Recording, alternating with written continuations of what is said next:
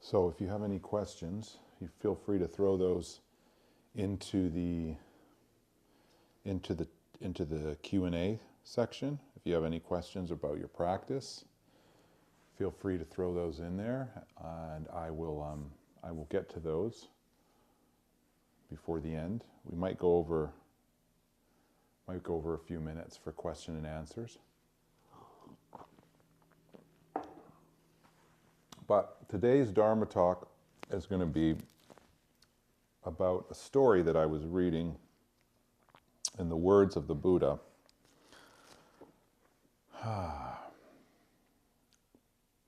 So, depending on your metaphysical understandings and implicit kind of sense of how the world is, or even if there's an afterlife, or just even the cosmology of our existence, depending on that, you may have a particular belief, and that's fine. Everyone's, as we know, we're lucky to live in a country where we can have our own beliefs and our own ideas of how the world, how the universe works. In my own life, I've certainly bridged the two, from the spiritual to the scientific. That's been a big part of my training. But in some traditions, and I like this particular tradition, I think it comes out of the Vedas, or the Hindu, now would be the Hindu, and also probably the Buddhist sense of time, these epochs of time, these big time periods that we go through. They talk about the different yugas, and I'm not going to get into the whole cycle of yugas, but you could think of it as like the different seasons, or even just the different times, time periods as we go through the day from dusk till dawn. There's a series of yugas, and each yuga has a particular flavor to it. You could say a particular set of characteristics that define it, not the details, but the overall experience of that time. And we are currently, based on kind of the original time frame, we're currently in what's called the Kali Yuga. I think the last time I looked it up, so I might not be exact on this, but it was roughly, we were 4,000 years in to the Kali Yuga, and there was another 400,000 years that remain. And the Kali Yuga is the end of a cycle. So if you think of it, it's like it's the you know how they say the darkest moment, the darkest time is just before the dawn. And so the Kali Yuga is kind of the period of greatest darkness in terms of the universal cycle. And that's what we're going into. And so in other prophecies, I guess they would talk about, we have everyone always talking about the end of the world. Well, the Kali Yuga, in a way, it's not the end of the world, but it's the end of this universal cycle. And during this time, everything seems to go into a state of, again, this is like the background, goes into a state of chaos, disarray.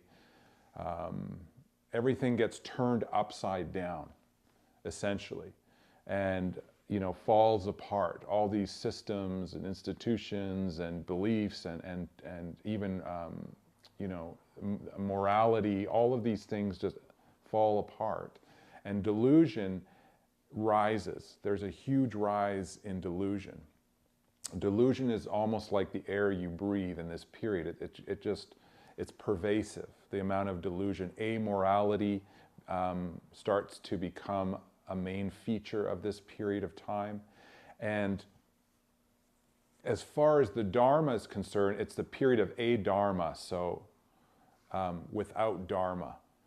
And one way that it was described was that through this period, the Dharma, which is the universal truths, or the teachings of the universal truths that ultimately liberate us from samsara, from the cycle of existence, and also from endless suffering.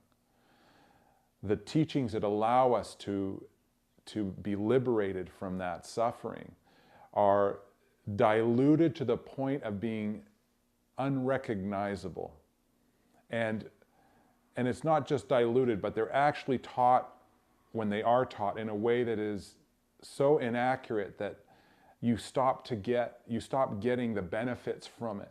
And as we know, anyone who's done something, whether it's going to the gym or wherever, you're going on a new diet or anything that you're working on, if you don't receive any benefit from it, it's not very long before you give up and you just think, this doesn't work.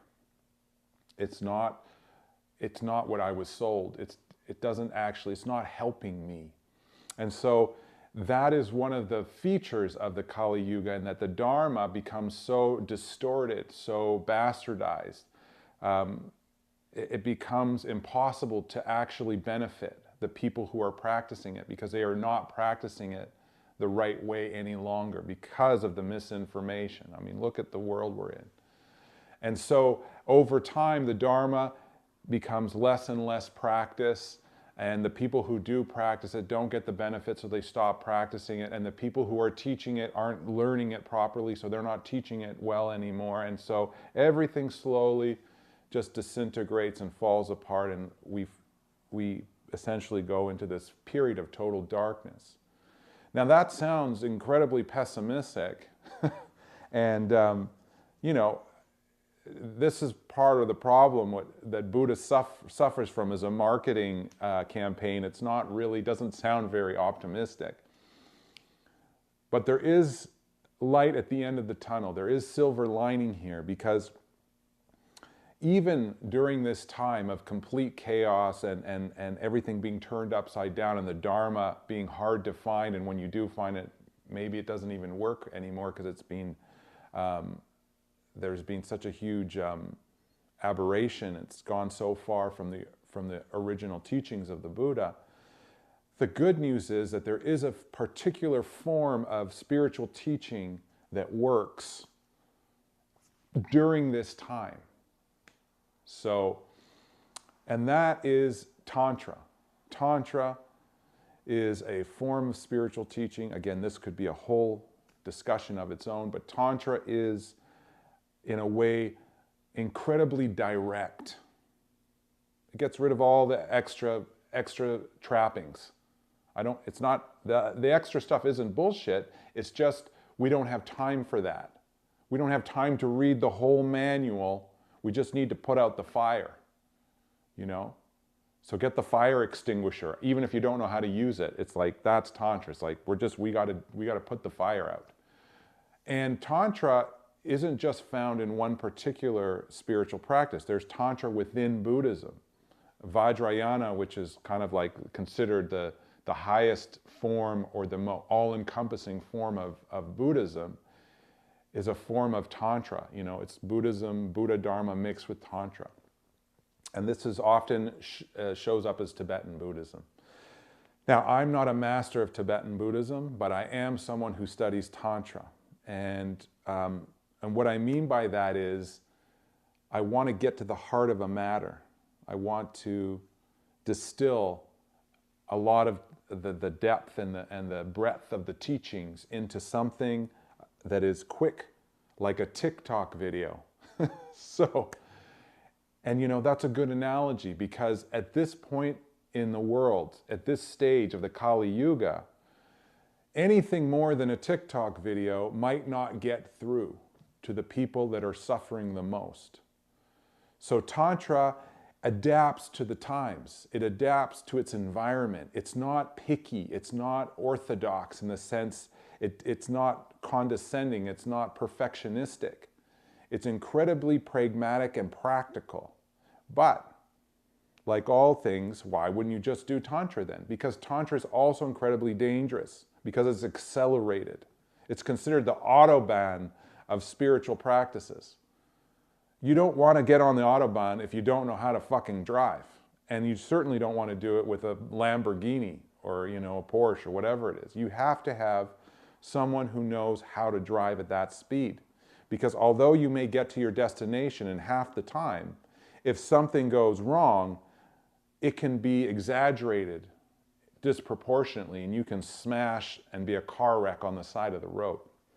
So Tantra is not to be trifled with, it's not to be played with. But it is particularly useful at this time, in this era. So a lot of the teachings that we're going to work on in the Men's Meditation Academy and in Kundalini Insight, we've combined Tantra, the Tantric teachings within the yoga systems, but also the Buddha Dharma. So we brought these two together so that we can give you the teachings that are going to cut through the delusion of these times. So with that, I wanted to share with you this story. Now, this story comes from a much longer story. I'm not a storyteller today. I'm not going to give you the whole story. But this story is about a sage or a young wise person who has decided to dedicate himself to learning the Buddha Dharma, to learning wisdom. And he happens to be on the property of a king who owns all these lands. In one of his gardens, he goes and sits under a tree there to meditate, do whatever he wants, whatever this wise person does. And the gardener, who was set to, clean up the gardens, sees this guy and says, "Hey, I better go tell the king, because I know the king really admires this person because of what they've done and what they do, and because he's a fellow clansman." Anyways, he goes back, he tells the king. The king gets his entourage, gets in the carriages, and goes to the garden to meet with this wise person. And he gets there, and he's a bit surprised because this person who has decided to take up a religious monastic life is not someone who is normally seen wearing the robes. So he's curious, why would someone that's young, like you, want to be doing this at this time? And so the king kind of goes through the reasons why people normally take up robes and go and take the spiritual life on full time. So he talks about 4 things. He talks about the 4 kinds of loss that usually lead to someone choosing a spiritual life. And those include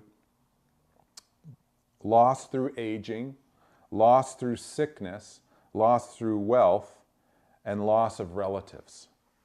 So he basically goes through this list and he says, well, you're not old, you're still healthy. Why would you be here? Why would you be doing this at this stage of your life? And he follows through and he says, you're not sick, you look healthy. Why are you here? Sickness hasn't brought you here. It hasn't been that type of loss. And he says, wealth, your family is very wealthy. It hasn't been the loss of wealth that has brought you here. Your family has all these lands and properties, and they're well off. And it hasn't been a loss of relatives. You still have, your family are in good health, and your friends, and you're a popular guy. So it hasn't been that. So what the hell are you doing here, sitting under this tree, navel gazing? Why aren't you out there living a life that one would expect someone of your age and wealth and happiness to be doing? And so this fellow, Ratapala, and I don't know if I pronounced that right, so please forgive me if I butchered that, but Master Ratapala answers these questions. He answers these questions, and he talks about the 4 summaries of the Dharma. The 4 summaries of the Dharma are the basic teachings, the main core teachings summarized. And so that's what I'm going to share with you today, because we don't have time to read this whole book. But here are the 4 teachings that the Buddha taught that inspired this young man so much that he gave up all his influence and wealth and all these things that most people were striving for. He gave that all up to take on the robes and to live a spiritual life as a homeless mendicant, going from pilgrimage to pilgrimage. And so here he says, "Great King, these are 4 summaries of the Dharma that have been taught by the Blessed One," who is just how they were referring to the Buddha. So here we are, number 1. Life in any world is unstable. It is swept away. Life in any world is unstable. It is swept away. 2, life in any world has no shelter and no protector. 3, life in any world has nothing of its own. One has to leave all and pass on. 4, life in any world is incomplete, insatiate, the slave of craving. These are the 4 summaries of the Dharma. So those are kind of, each of those could be a whole teaching, a whole book of its own, but kind of 4 big categories here of the Dharma that a lot of the other teachings come out of. So life is unstable. There's no shelter. There's no permanent shelter wherever you go. The world has nothing of its own, and when you leave, you can't take anything with you. And there's nothing that you can do that will completely satisfy you, that there won't be a sense of still wanting more, some new craving that arises. And because of those 4 things, you're in a constant state of some form at some time of suffering or dissatisfaction or wanting.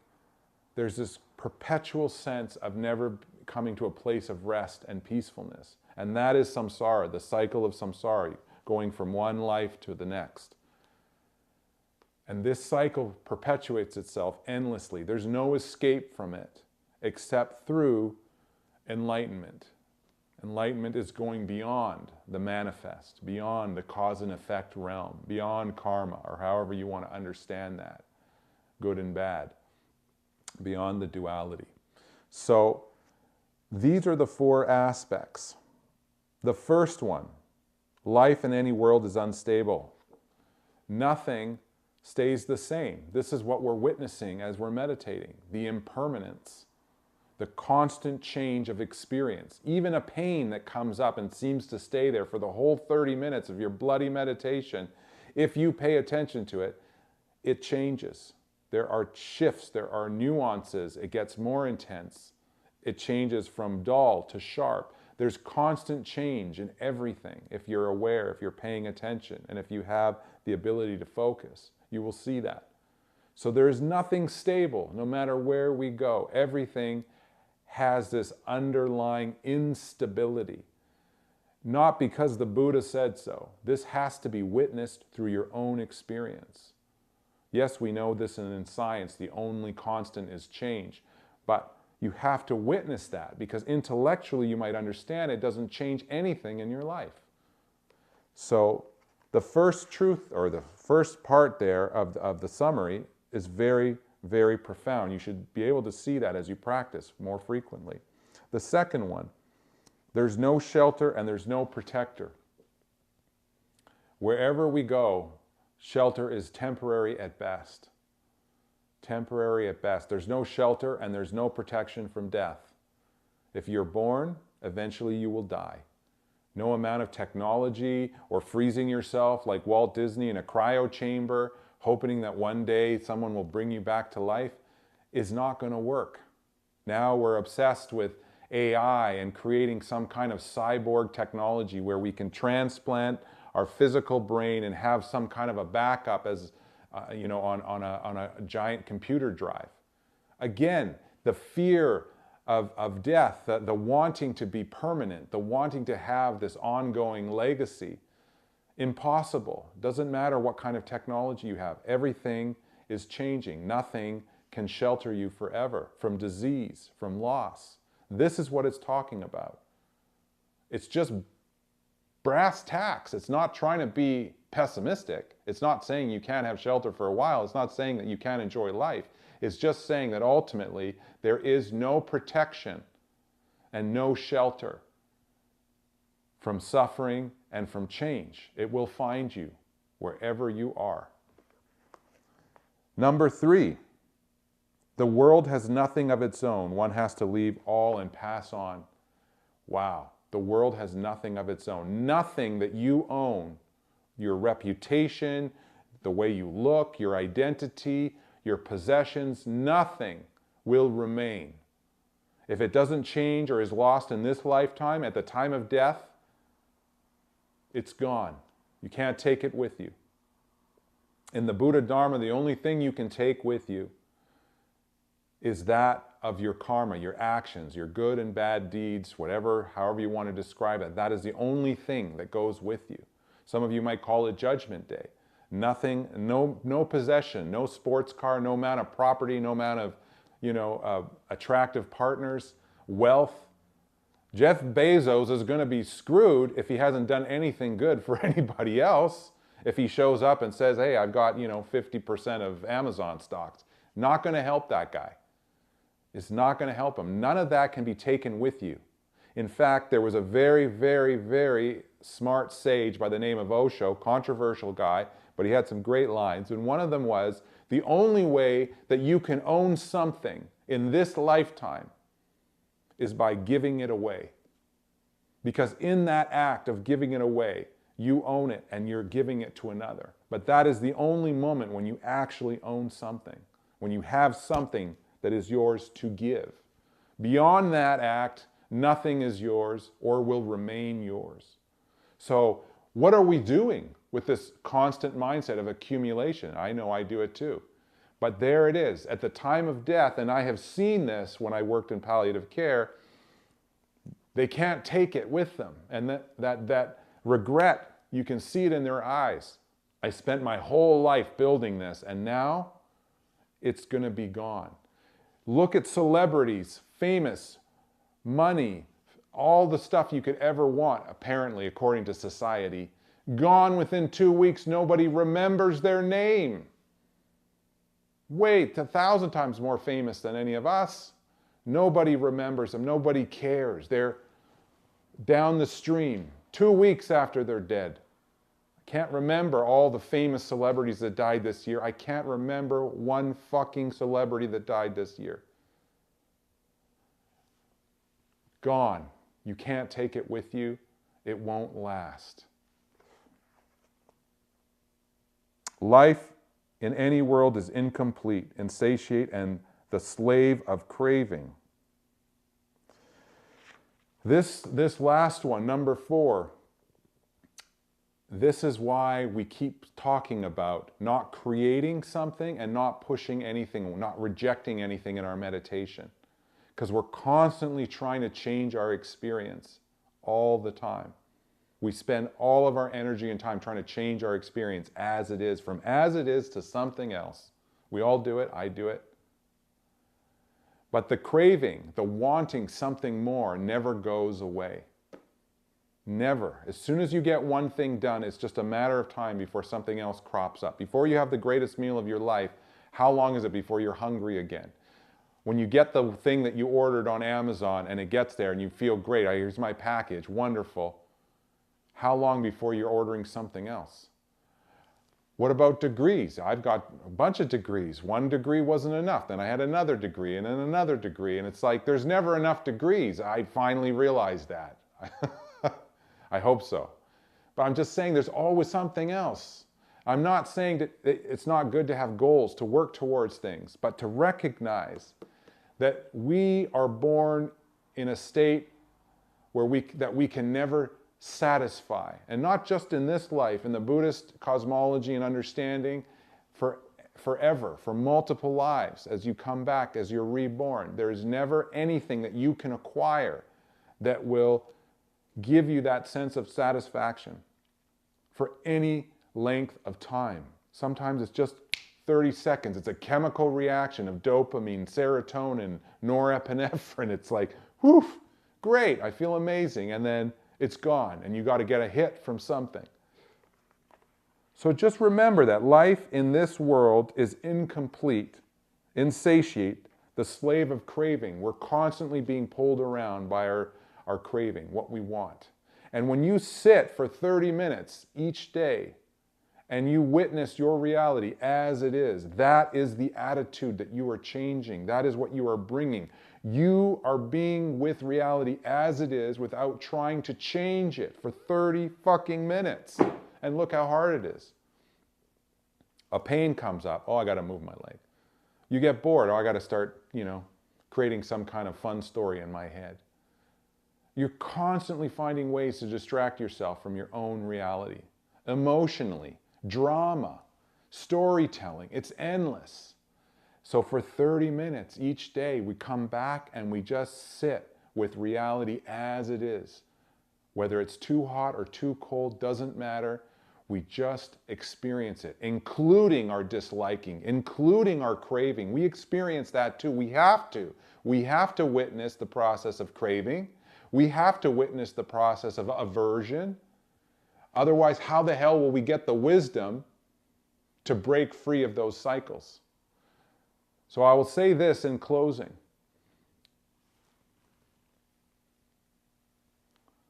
The sands of time are passing through this hourglass, just like your life. So reflect deeply and ask yourself, when death comes for me, how much regret will I have in my heart? Do not wait any longer to take seat, to witness and connect with your reality as it is, to do good deeds, to refrain from bad deeds, and to purify the mind. Those are the three important things that we all need to work on. That is what brings you peace at the time of death. And death isn't just at the end of your life. It happens many times throughout any life as you let go of the old and you bring in the new. Virtue, avoid harming, and purify the mind. These were the three main teachings of all the lectures, all the suttas. And you can practice that every day when you wake up and say, thank God I'm fucking alive. Every day you wake up with that and you start your day, and at the end of your day, you give thanks and you start over again. If you do that now with whatever remaining time you have, then you have nothing to fear at the time of death. Their regret will be gone. And whether you believe in an afterlife or future lives, doesn't matter. But just as a backup, it's not a bad policy to have either. So keep that in mind, sit and practice. And on that note, I'll call it a wrap. If you have any questions, let's check it out. Okay, here we go. I was kind of feeling like a bit of a hellfire preacher there for a minute.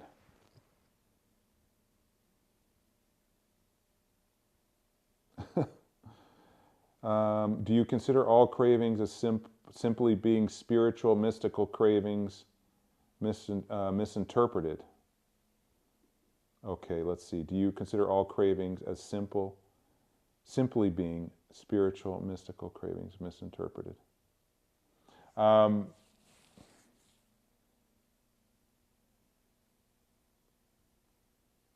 I think, okay, so the way that I understand that question is, do you consider cravings as simply being spiritual, mystical cravings misinterpreted? The way I'm going to interpret that is just that we have this craving for unification or for something. Some people would call it God. Some people would call it, universal consciousness or the Godhead or enlightenment. Do we have this craving that we're looking? Yeah, you could say like the salmon swimming upstream, trying to get back to the source. We have these cravings. We want to feel that sense of being reunited after being cast out of the Garden of Eden. Again, I'm not, I may be misquoting that, but there is this drive, especially in the spiritual practitioner, to reconnect with that is eternal, And that is essentially the escape. The only escape from samsara is enlightenment. And enlightenment goes beyond cause and effect. It goes beyond the manifest universe. I guess one way to think of it is what existed before the Big Bang and everything started moving. But there is that sense, we're all kind of, there's that pull towards it. But, you know, there is very clearly that some people are running from light to darkness. And so I think that it's hard to say. I don't have a perfect answer for that. But thanks for bringing it up.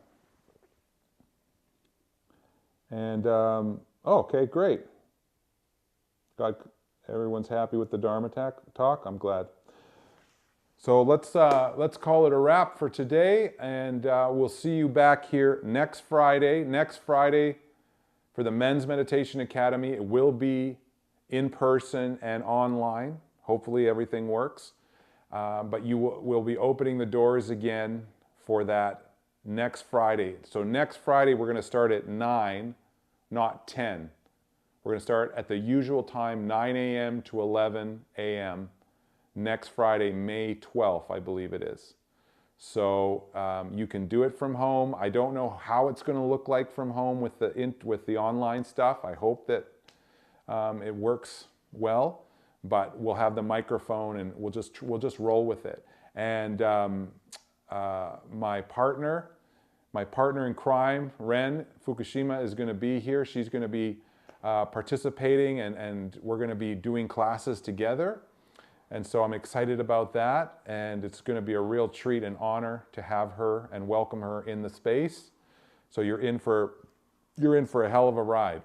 So we will see you here online or in person at the Garuda Center at 9 a.m. next Friday. Until then, be well, take care, and don't forget to practice, to sit, and to really work on those 3 things, okay? Take good care.